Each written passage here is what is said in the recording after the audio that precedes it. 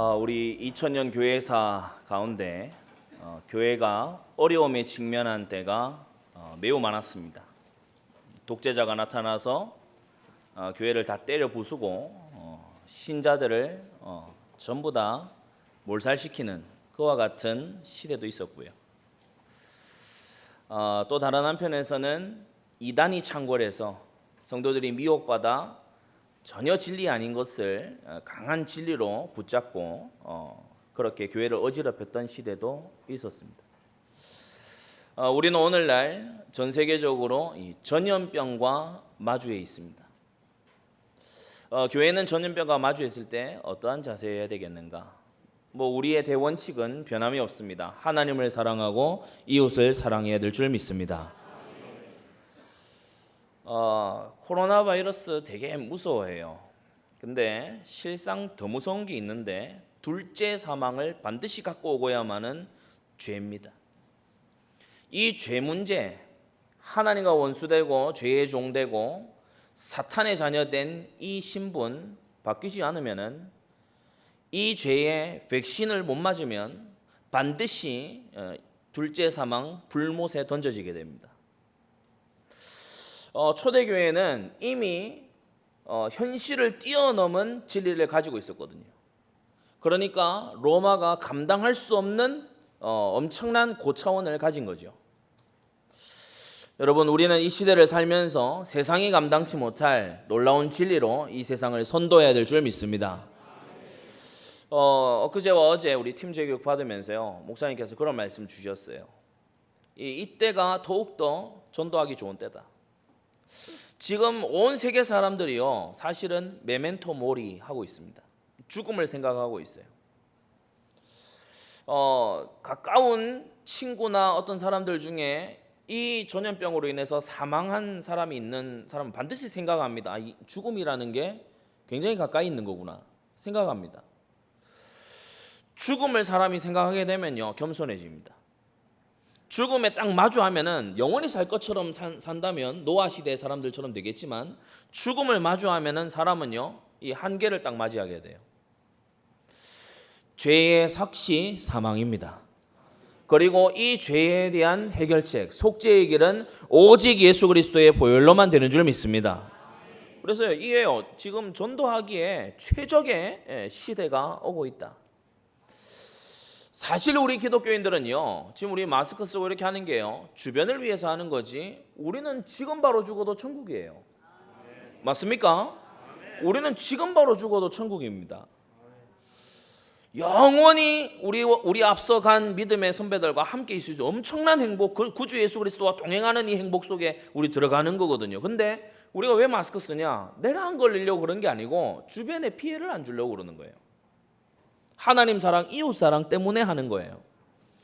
우리는 이러한 자세를 가지고 정말 이 위기의 시대에 더욱더 하나님의 소원인 전도 속에 있는 우리가 되어야 될 줄 믿습니다. 초대교회는 세 가지 했어요. 서론입니다. 첫째로, 네 가지 절대가 삶이 돼 있는 속에서 서로 무난한 걸 볼 수 있습니다. 여러분, 무난하라, 이 원어를 보게 되면 하스파조마이라고 하는데 합성어입니다. 친절하면서 방문하다라는 합성어입니다. 그러니까 친절히 방문하는 거예요.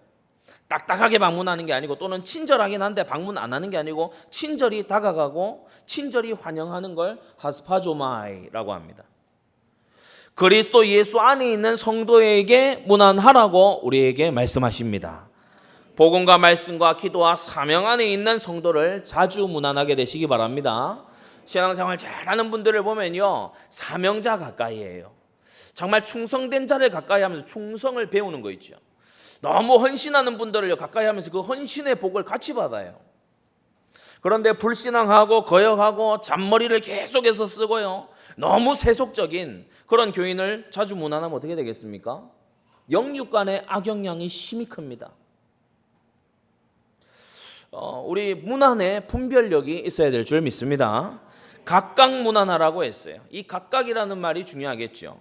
부모와 교사는요, 집안의 아이 또 기관의 아이의 각각의 영적 상태를 알고 각각의 하나님의 그 아이를 향한 계획을 알고요, 문안할 수 있어야 돼요. 여러분, 절대 비교하지 마시기 바랍니다. 모든 불행이 비교해서 나와요. 비교하지 말고 그에게 주어져 있는 거룩한 꿈을 찾아줘야 되는 겁니다. 구역장은요, 구역원 각각의 영적 상태를 알고 있어야 됩니다. 그러면 전도문이 될 만한 사람, 또 지금 황급히 치유가 필요한 사람, 딱 보이게 돼 있습니다. 그러면서 성장하고 성화되도록 도와줘야 됩니다. 말씀운동 사역자는요, 소수 집중, 특히 1대1이 가장 효과적이에요. 한 명을 데리고서 이렇게 하면요, 자기에게 하는 말인 줄 딱 알아듣거든요. 근데 2명만 데리고 가도요, 얘기하면 얘 보고 하는 말이구나. 아니, 너님 보고 하는 말이에요. 근데 이 친구 들으라고 하는 말이구나. 서로요, 자기 얘기 아닌 줄 알아요. 오늘 이 강단 말씀 들으면서요, 우리가 나를 비판한다 이런 거는 아니지라도 나에게 주시는 하나님의 말씀입니다.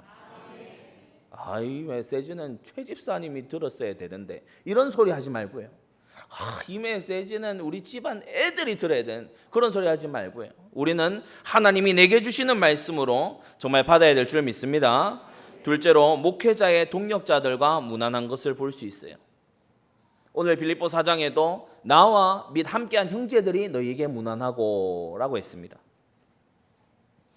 이 나와 함께 있는 형제들은 어떤 형제를 말하는 겁니까? 빌립보서 4장 3절에 보면은 나의 동력자들이라고 했는데, 바울과 함께 투옥되거나 또는 투옥된 바울을 가까이서 도와주는 그런 형제들을 말하는 겁니다. 목회자의 중심과 같은 중심으로, 아니 우리가 평안한 땅에서 신앙생활하면 되지 왜 이렇게 감옥에 갇혀가면서 쌩고생해야 됩니까? 이런 소리 하는 사람 말고, 이 로마까지 와가지고 꼭 이렇게 해야 됩니까? 여기는 물가도 비싸고 살기도 어렵고 막 그런데 이 로마 여기까지 와가지고 해야 됩니까? 그런 생각하는 사람 아니고, 동력하는 사람, 같은 중심, 같은 방향, 같은 충성을 가지고 일하는 사람, 여러분 정말 무난하고 환영하게 되시기 바랍니다.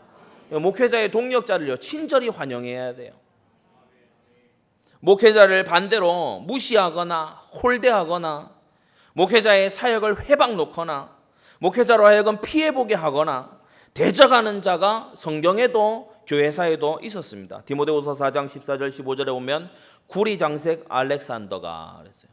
구리장색 알렉산더, 아주 경제인이죠. 그런데 이 알렉산더가 내게 해를 많이 보였음에 주께서 그 행한 대로 저에게 갚으시리니 너도, 디모데 너도 저를 주의하라. 저가 우리 말을 심히 대적하였느니라고 했어요. 해도 끼쳤고 말도 대적하고 트집 잡고 구리장색 알렉산더, 이 사람을 여전히 형제의 사랑으로 용납하고 그리고 받아들여라, 무난해라 이렇게 말씀했냐? 그렇지 않습니다. 주의해라, 주의하라고 말씀하신 겁니다. 우리는 분별력 있게 무난해야 될 줄 믿습니다. 사무엘상 26장 9절에요. 다윗이 말하기를 누구든지 손을 들어 여호와의 기름 부음 받은 자를 치면 죄가 없겠느냐라고 했습니다. 누구를 향해 하는 말이죠? 자신을 죽이려고 하는 사울왕을 향해서 하는 말입니다. 우리는 다윗의 영적 상태를 좀 봐야 되는데요, 자신을 죽이려고 하는 기름 부음 받은 소명인을요, 용서하고 사랑하고 이해하고 도와주려고 하는 거예요. 사실 굉장히 이 한나가 대단한 믿음인 것이 홈리 비느하스가 나와서 삥 뜯었거든요. 목사님 자녀들이 예를 들어서 성전 문 앞에서 야 오늘 헌금 갖고 왔지? 꺼내. 헌금 갖고 왔지? 어이 중등부 꺼내. 그러면 교회가 뭐 이래? 진짜 내 예배 들어와 헌금 뺏기고 이 무슨 일이야 이게? 이렇게 되겠죠. 근데 그 안에서 한나 같은 사람이 나온 겁니다. 때때로 너무 훌륭하고 갖춰져 있고 규모 있는 목회자 아래서요, 믿음이 도무지 자라지 않는 그런 사람을 보게 되고요, 너무 기본도 안 돼 있는 그런 목회자 아래에서 놀라운 믿음의 사람이 나오는 걸 봅니다. 여러분은 전자보다는 후자의 사람 가깝게 되기를 바라고요, 훌륭한 목회자를 만나는 그와 같은 자리에서도 여러분 함정에 빠지지 않게 되기를 바랍니다.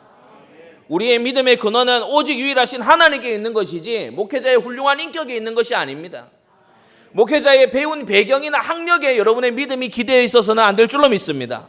오직 삼위일체 하나님께만, 우리의 구속주 예수 그리스도에게만 우리의 믿음의 근거가 있어야 된다는 겁니다. 성경적인 목회자관을 가지고 우리 문안하라는 말씀을 계속해서 받고 있습니다. 예수 그리스도의 종이에요. 목회자라고 하는 이것은 정확히 정의를 하자면 담임 목사님을 말씀하는 겁니다. 그럼 부교육자들은 뭐 하는 사람들이냐? 이 시종하고 돕는 사람들이에요. 수족과 같이 움직이는 사람들이에요. 모세의 시종 여호수아가 있었듯이 그렇게 돕는 자들이에요. 이 담임 목사님은 예수 그리스도의 종으로 쓰임 받는 분이고 교회에 특별히 보내신 하나님의 메신저, 사자입니다. 사신입니다. 우리가 그렇게 알고 하나님의 말씀 1000명을 받아야 될 줄 믿습니다. 나와 우리에게 특별히 보내신 하나님의 사신이에요. 택한 그릇이라고 했어요. 하나님께서 따로 구별하여 택하신 그릇이다. 그리고 가르침에 수고하는 이라고 했습니다. 가장 존귀히 여겨야 될 뿐이죠. 로마서 15장 16절에는 복음 제사장이라고 말씀하고 있습니다. 그러므로 마땅히 우리는 목회자를 순종하고 그에게 복종하고 존대해야 되는 것입니다. 목회자를 동력하고 보호하고 지원하는 로마서 16장 이런 인물들을 문안하라고 성경은 말씀하고 있습니다. 자, 세 번째로 절대 네 가지 속에서, 그리고 목회자의 동력자들을 문안한 속에서, 다시 말해 하나님의 절대 언약 속에서, 그리고 절대 시스템 안에서, 그러면서 마지막으로 이 절대 제자가 되어감으로써 문안하라고 우리에게 알려주시는 것이죠. 주 예수 그리스도의 은혜로 심령을 채워서 문안해야 됩니다. 여러분 마음에 뭐가 가득 차 있습니까? 이 대학원 생활을 하다 보면요, 참 우리 한국에도 대학원 이런 과정을 하는 분들이 많이 계십니다만은 뭔가 마감에 막 쫓기고 이럴 때가 있습니다. 마감일이 다가오고 막 데드라인이 다가오면은 마음이 쫓길 때가 있어요. 그게 마음을 다 사로잡는 거예요. 바쁜 마음인 거예요. 그렇겠죠.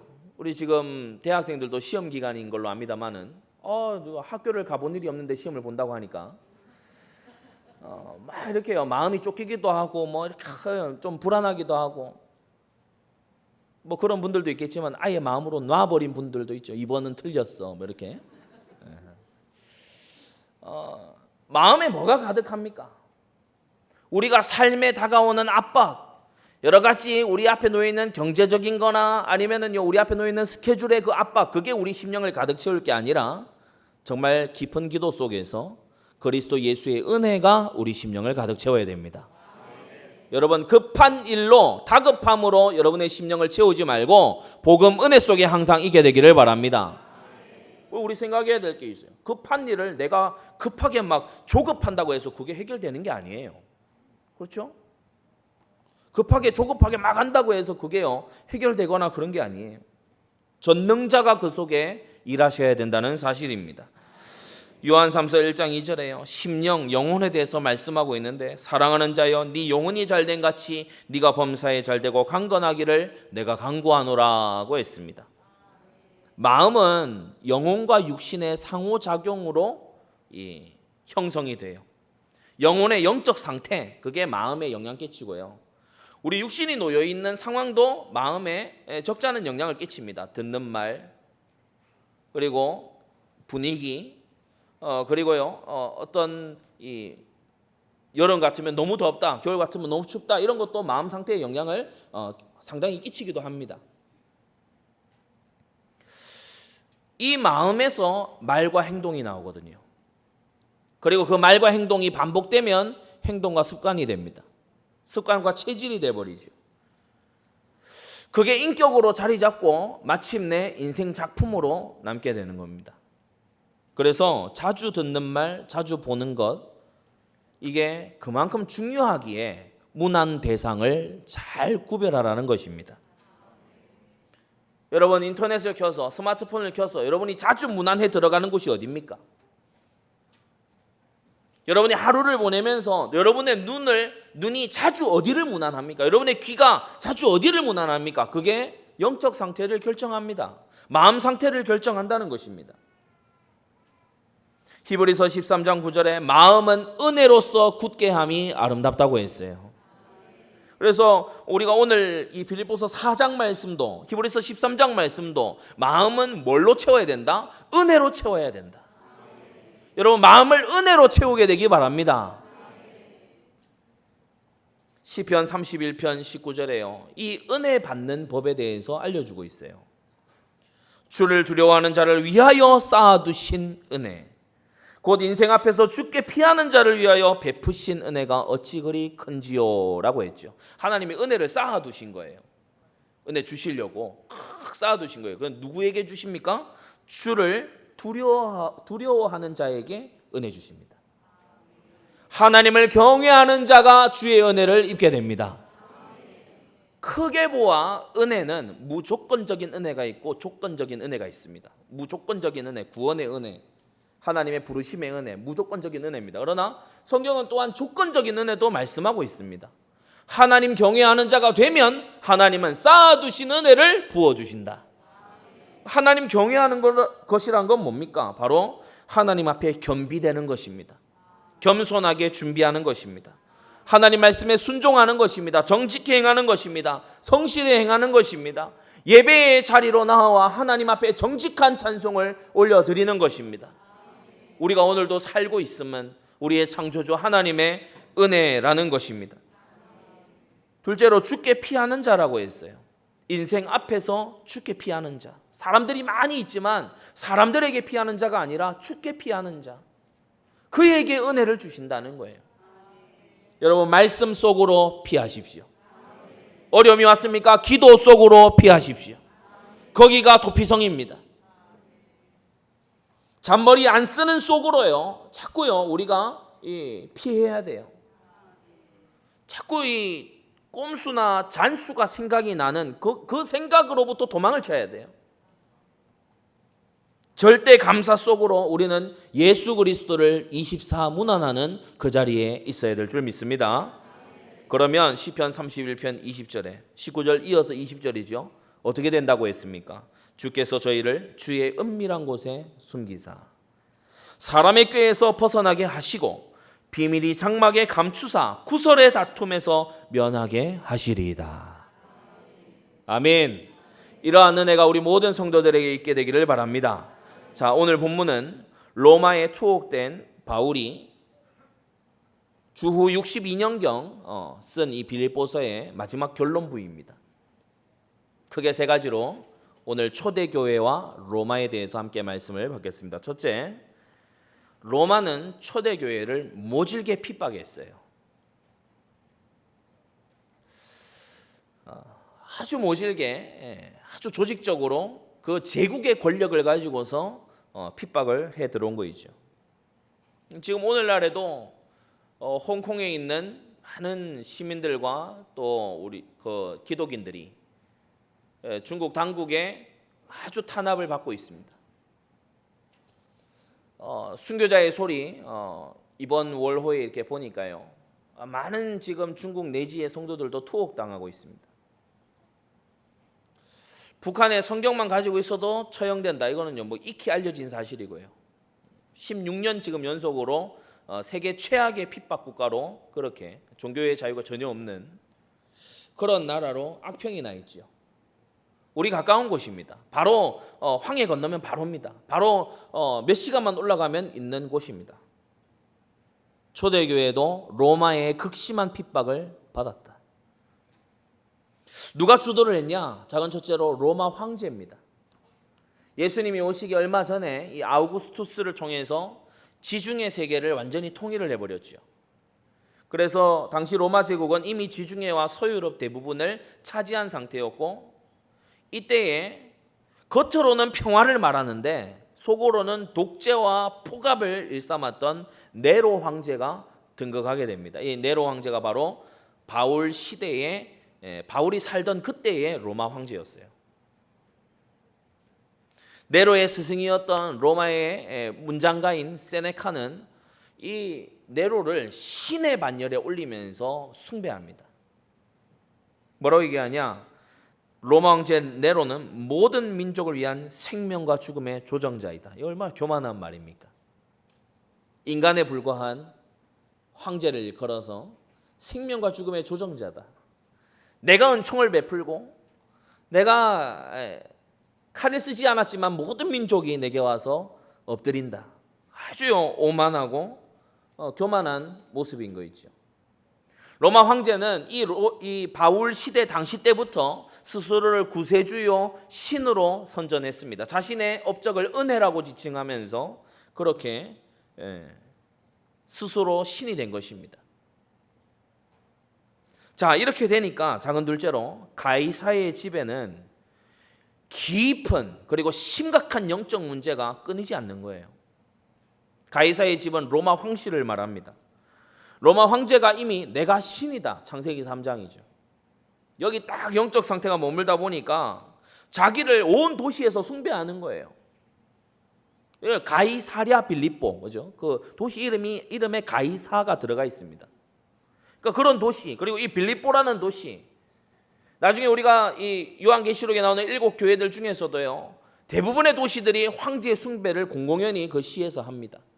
그러면서 황제에 대한 충성을 나타낸과 동시에 그 앞에 절하고 우상을 만들어서 그 앞에 섬기고 제전을 벌리고 그렇게 하거든요.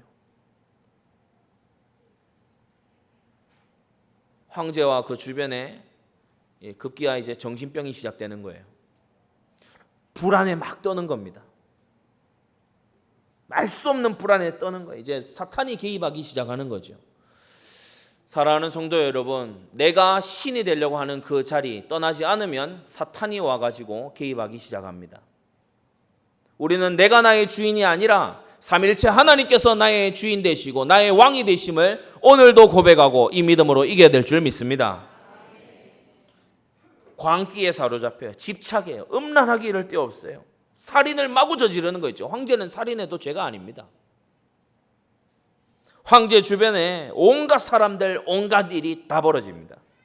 아첨하는 사람, 모사꾼, 야심을 가지고 황제에게 나오는 사람, 엘리트 있고 충신도 있지만 그 중에는요 간신도 있고요, 권모술수가 난무하고요, 황제 주변에 패거리를 짜가지고요 이 황제를 시해하려고도 노력해보고요, 배신하고 타락하고 경쟁 모함하는 온갖 일들이 로마 황제 주변에서 다 일어나요.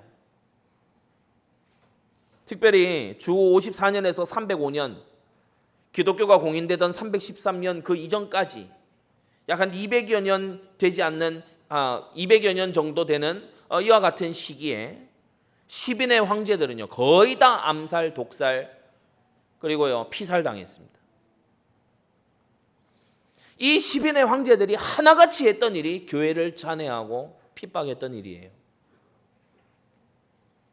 이간질시키고요, 교회에 원수짓을 하고 교회에 막대한 피해를, 재산을 몰수해 가버리고 막대한 피해를 끼치고 마귀 심부름 딱 하는 거 있죠. 마귀 심부름 하는 자 권력 고하를 막론하고 말로가 좋지 못합니다.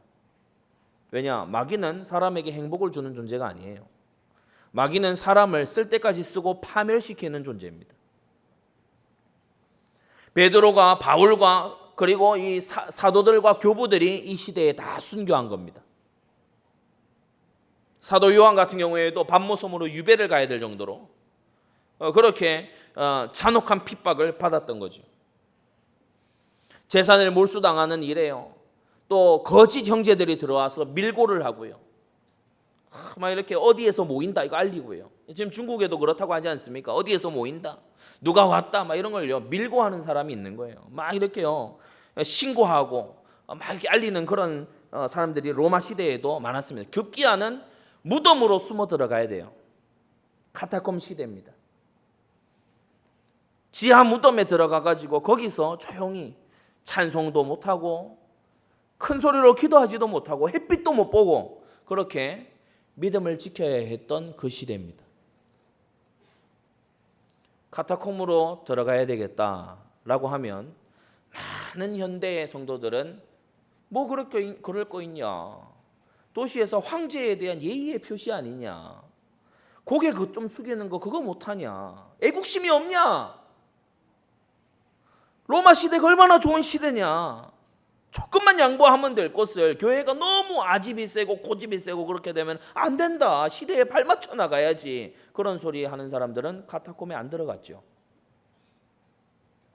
그러나 이 카타콤에 들어가서 믿음과 정절을 지킨 이 신앙의 선배들 덕분에 오늘 우리가 있는 것입니다. 오늘도 천국 복음이 전파되고 있는 것입니다. 오늘도 성경이 우리에게 전달되고 있는 것입니다. 핍박자 곁에 하나님은 사명자를 숨겨두셨어요. 성경과 교회사가 한결같이 그랬습니다. 애굽 왕이 출애굽기에 보면은 히브리 남자들을 다 죽이라. 히브리 남자 아이들은 다 죽여라. 그렇게 하죠. 그런데 이 산파들이요, 하나님을 두려워함으로 그렇게 하지 않았다고 했어요. 왕의 명을 거역하고 그렇게 하지 않았다고 했어요. 아합이 엄청나게 교회를 핍박하고 압제하고 있는데 그 국내 대신 오바댜는 선지 생도들을 100명이나 기르고 있는 그와 같은 숨은 중직자였습니다. 스데반을 돌로 치던 그 사람들 중에 앞으로 크게 쓰임받을 전도자 사울이 있었던 거 있죠. 헤로드 왕이 엄청나게 교회를 핍박했지 않습니까? 그런데 저 동생 마나에는 안디옥 교회의 핵심 사역자였어요. 로마 황제 이 가이사의 집도 마찬가지입니다. 콘스탄티누스의 어머니 헬레나가요, 독실한 기독인이었어요. 하나님은 언제나 핍박의 시대에 그 안에 숨은 제자들을 두고 계십니다. 하나님의 역사는 막을 수가 없습니다. 핍박이 와도 하나님의 역사는, 하나님의 세계복음화는 계속해서 진행되는 것입니다. 그래서 22절 가이사의 집의 성도들이 빌립보 교회에 지금 문안하고 있어요. 누군지 실명은 말 안 합니다. 왜냐? 보안이에요. 좀 말하면 안 돼요. 근데 가이사의 집에 성도들이 있어요. 그리스도인들이 있단 말입니다. 얼마나 소망에 찬 소식입니까? 빌립보 성도 여러분, 기뻐하십시오. 왜 기뻐하냐? 예수 그리스도인을 기뻐하고 많은 기뻐할 이유가 있지만 이 편지의 말미에요, 바울이 엄청난 힌트를 주는 거예요. 가이사의 집에 복음이 들어가고 있다. 로마 황실이 복음에 무릎 꿇고 있다. 우리는 이 사실을 알고 핍박 시대, 위기 시대에 더욱더 하나님의 복음의 전령들이 되어야 되겠습니다. 이 무난한 사람들이 누구냐? 바로 폭군 네로 황제의 친족 관리 노예, 그리고 특별히 1장 13절에 나오듯이 시위대 군인들이었습니다. 자, 큰 두 번째로 초대교회가 로마에 그렇게 핍박받은 이유 세 가지가 있어요.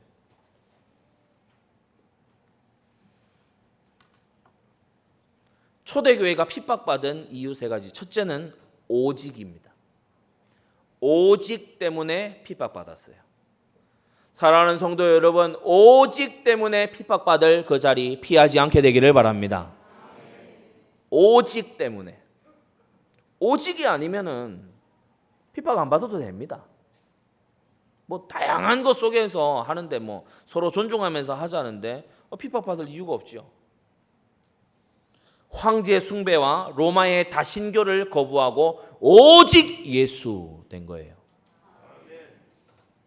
오직 예수가 왕이시다. 그리고 로마의 신과는 이 신이 사이드예요. 수호신 개념이에요. 수호신. 그러니까 내가 인생을 주체적으로 살아가는데 내가 어렵고 힘들 때 그냥 수호신 도움 받는 거예요. 그런데 그리스도인들은 그렇게 생각 안 했어요. 예수님은 수호신이 아니고 절대신이시다. 절대신이다. 그러니까 공격받는 거죠. 사도행전 17장 17절에도 이 사람들이 다 가이사의 명을 거역하여 가로되 다른 임금 곧 예수라 하는 이가 있다 하더이다 고 했어요. 그런데 이 소리를 듣고요, 바울팀이 부정을 안 합니다.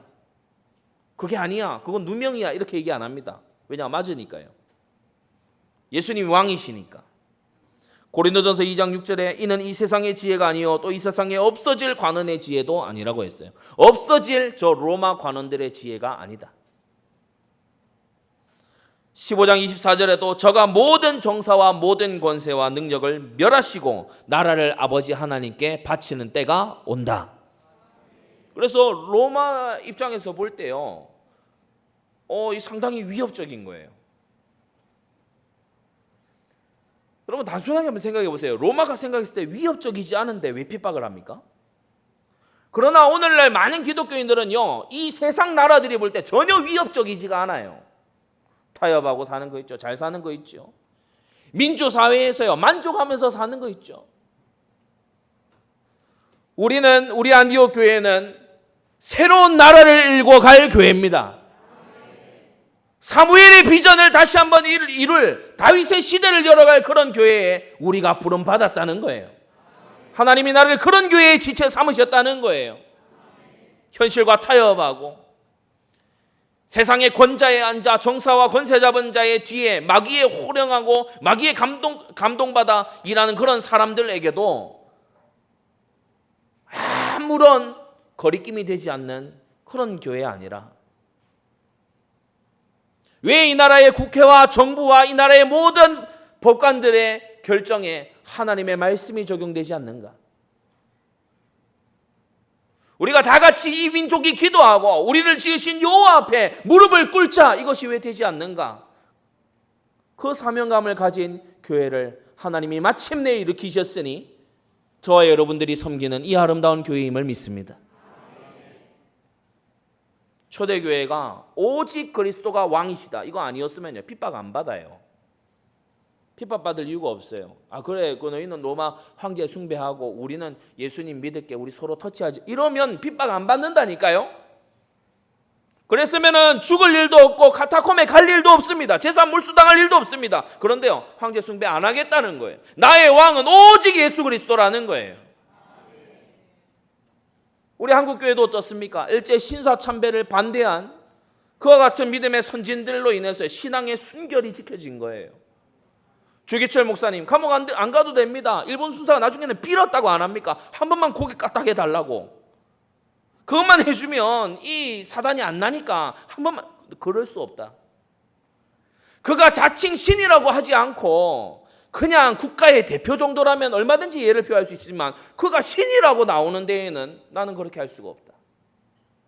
신앙의 순결 지키게 되기 바랍니다. 초대교회는 왜 핍박받았냐? 그리스도 안에서 다 하나라고 했어요. 그래서 핍박받은 거예요. 노예의 제도를 가지고 있는 로마 아니었습니까? 그런데 복음서를 펴보고 서신서를 펴보면 이런 말씀이 자주 나옵니다. 종이나 자주자나 그리스도 안에서 다 하나다. 그리스도 안에서 다 하나임을 믿습니다. 그러면 막 혁명을 하자고 한 거냐? 그게 아니에요. 종으로 여전히 살아요. 주인으로 여전히 살아요. 많이 가진 자로 살아요. 못 가진 자로 살아요. 그런데 그게 중요한 게 아니에요. 우리는 천국 시민이다. 우리는 그리스도의 백성들이다. 그러니까요, 어제까지 너무 비굴하고 막 이랬던, 인상 찌푸리고 이랬던 노예가 어느 날 어디 잠깐 누구 만나고 오더니요, 노예의 일을 막 기쁘게 하는 거예요. 주인님, 제가 도와드릴 게 없습니까? 그러면서 막 기쁨해 하는 거예요. 이 주인이 약간 고약해가지고 골치 아플 일 이렇게 한번 줘봤는데 그것도 기쁨으로 막 하는 거예요.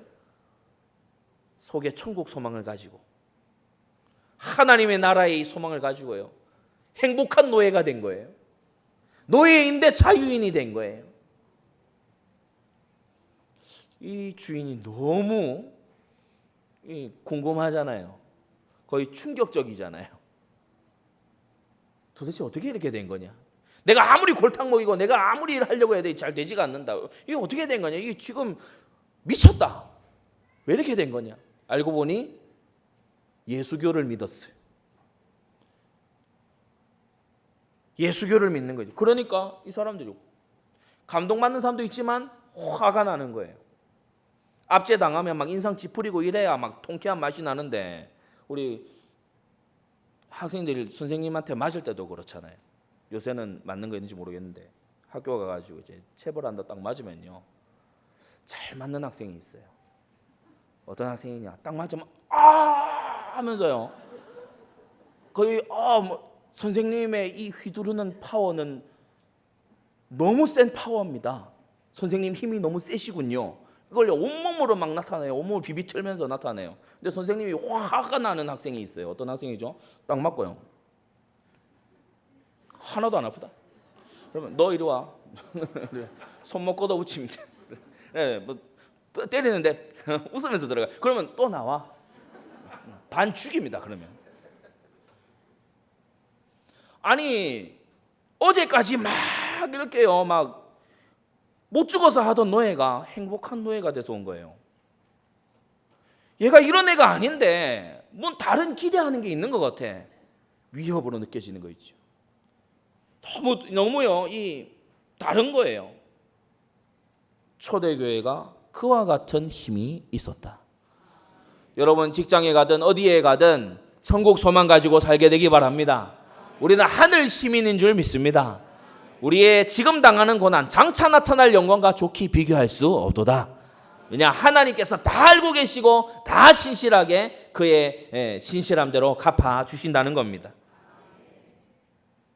셋째로, 초대교회가 핍박받은 것은 오직을 말했기 때문도 있고, 정말 그 사회가 받아들일 수 없는 천국의 이 모형을 보여준 데도 있고, 하나된 이 모습을 보여준 데도 있고, 셋째로는 온갖 누명이 있었습니다.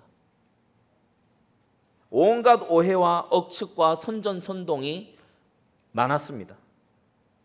유대인의 관계라고 하는 게 뭐냐면, 유대인들이 이 기독교인들을 로마의 반란 집단으로 자꾸 이렇게요, 로마에 신고하는 거예요.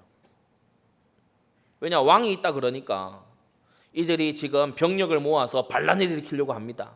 자꾸 모이는 거 보세요. 이렇게 하면서 자꾸 이렇게요, 유대교가 이 로마를 자꾸 충동하는 거예요.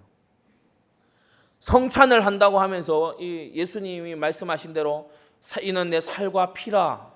그 외부 사람들이 볼 때에, 야, 저것들 사람 잡아먹는다. 따로 은밀하게 모여서 사람 죽여서 사람 고기 먹고 사람 피 마시고 그런다. 이런 소문이 퍼진 거예요.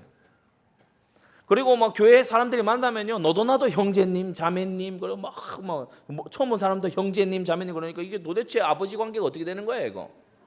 그래서 물란하구나. 이런 오해가 또 퍼진 게 된 거고요. 유대교의 한 분파 아니냐 이래가지고 이단 누명이 또 씌워지기도 하고요. 비밀 결사로, 왜냐 핍박하니까 비밀로 모이는데 그걸 또 사이비 집단이다, 밀교다, 이런 식으로 하기도 하고요.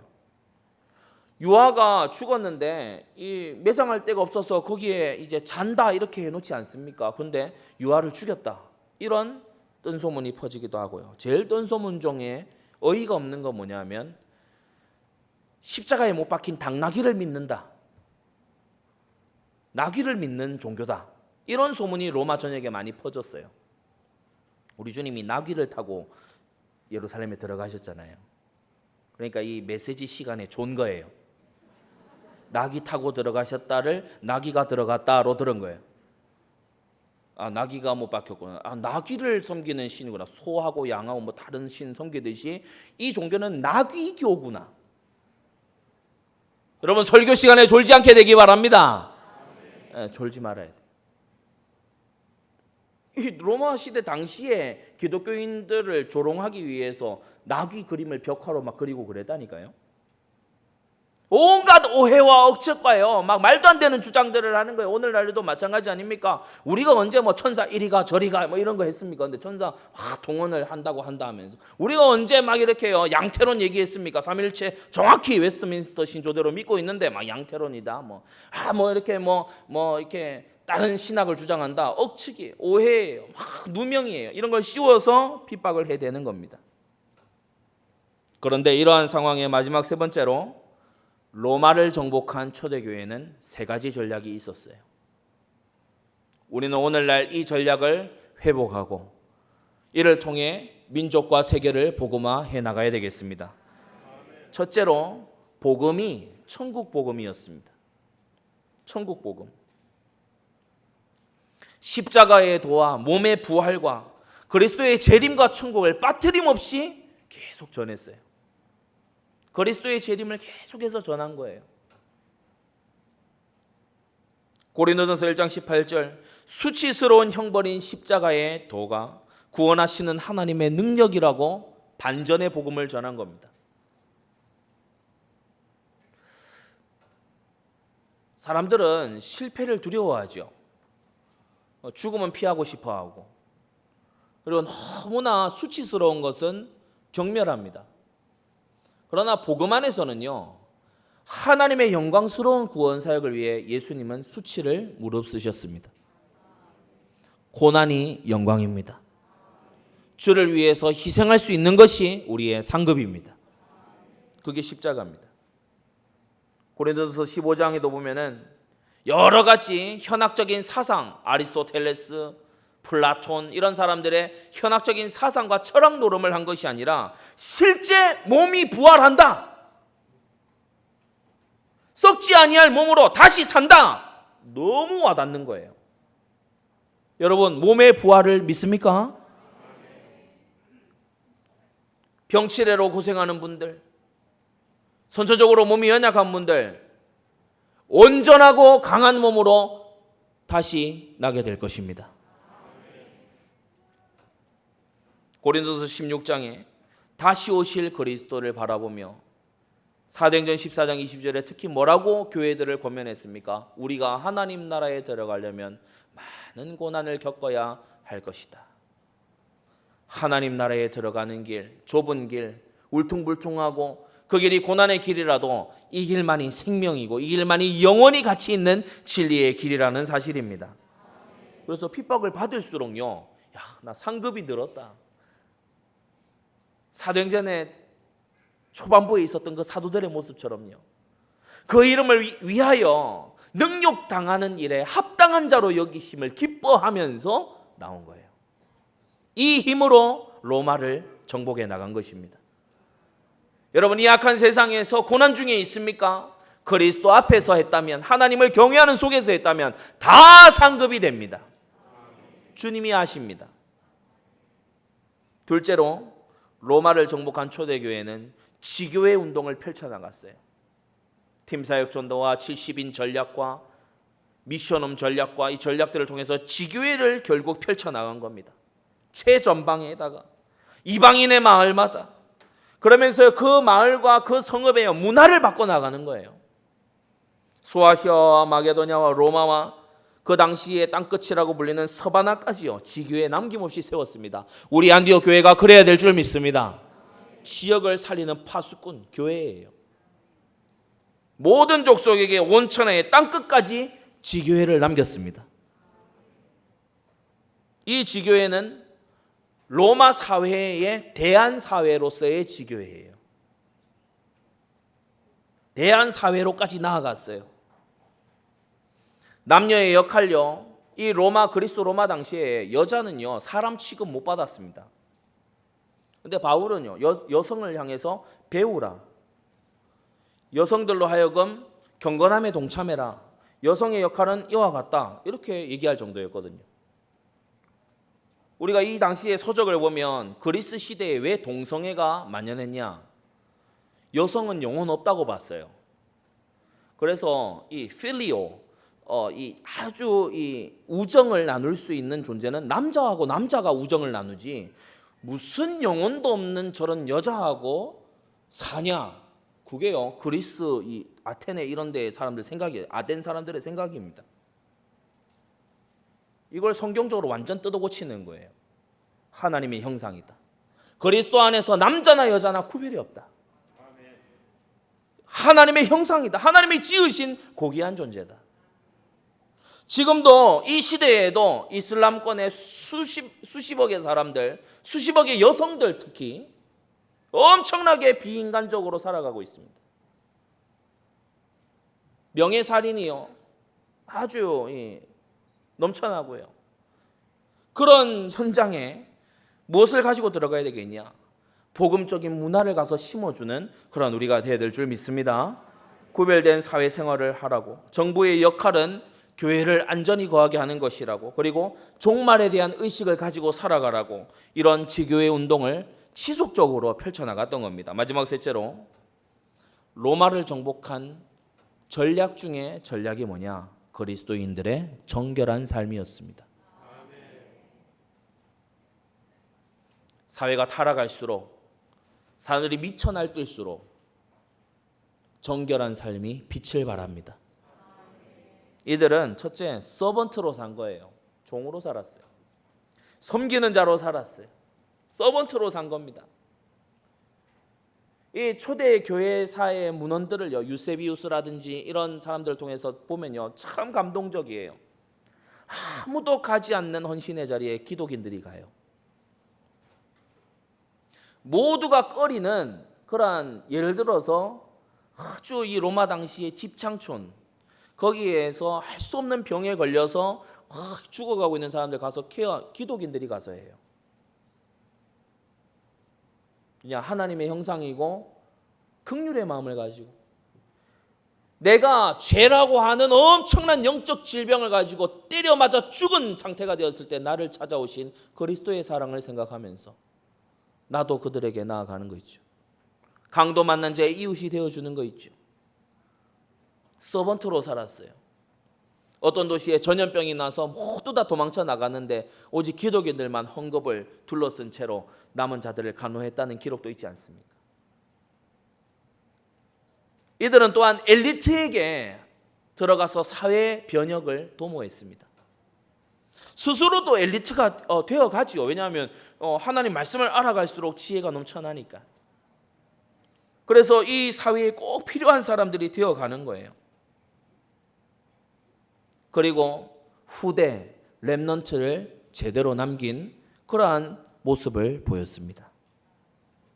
순결했고 절제했고 거짓이 없는 사랑으로 핍박 시대를 이겨낸 걸 볼 수 있습니다. 이 모든 좋은 자질들을요, 서번트로서의 삶, 엘리트로서의 이 삶을요, 렘넌트에게 전달한 거예요.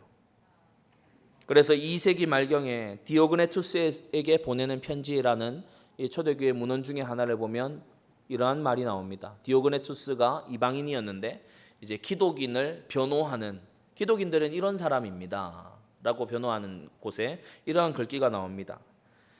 그들은 다른 사람들처럼 결혼하여 자녀를 갖지만 자녀를 버리지 않습니다. 다른 사람과 식탁은 공유하지만 아내를 공유하진 않습니다. 육신을 입고 있지만 육신을 따라 살지는 않습니다. 지상에서 시간을 보내고 있지만 시민권은 하늘에 있습니다.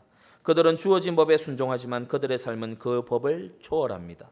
그들은 모든 사람을 사랑하지만 사람들에 의해 박해를 받습니다. 그들은 가난하지만 많은 사람들을 부유하게 합니다. 그들은 능욕을 받을 때 능욕하는 자를 축복하고 멸시를 당할 때 멸시하는 자를 존중합니다.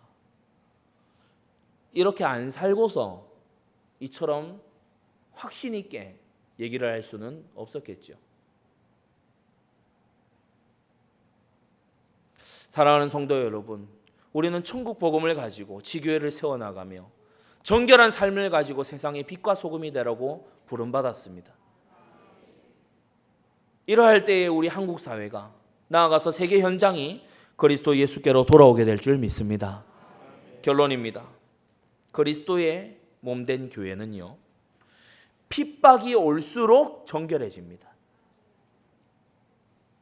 그리스도의 몸된 교회는 핍박이 올수록, 어려움의 시대가 있을수록, 이와 같은 코로나 시대가 될수록 더욱 예배의 열망이 불타는 거예요. 더욱더 하나님의 품으로 달려오는 거예요. 그게 진짜 교회입니다. 그러나 정결해지고 나면 핍박자는 폐기 처분됩니다. 왜냐? 목적이 달성됐기 때문에. 문제가 올수록 참 교회에는 참 일꾼이 드러나게 돼 있어요. 그러나 참 일꾼이 나오면 그 문제는 끝납니다. 방해가 올수록 숨은 정복, 오늘 이 본문에 나오는 가이사의 집과 같은 이 숨은 정복의 역사가 일어나게 됩니다. 정복이 시작될 때 방해자는 하나님이 알아서 정리하실 줄 믿습니다. 우리는 이미 승리한, 장차 영원한 성읍에 들어가게 될 주님의 영광스러운 교회입니다. 이미 승리한 것을 확인하고 지상 가운데서 그리스도의 신실한 증인들로 살다가 주님 앞에 서게 되는 그러한 귀한 우리 주님의 성도들 되시기를 예수의 이름으로 축원합니다. 이 시간 받은 말씀 가지고 다 같이 기도하겠습니다. 하나님, 우리가 초대교회처럼 정결하고 지교회를 세워나가고 천국 복음을 붙드는 우리가 되게 해 주옵소서. 다 같이 기도하겠습니다. 거룩하신 하나님 아버지,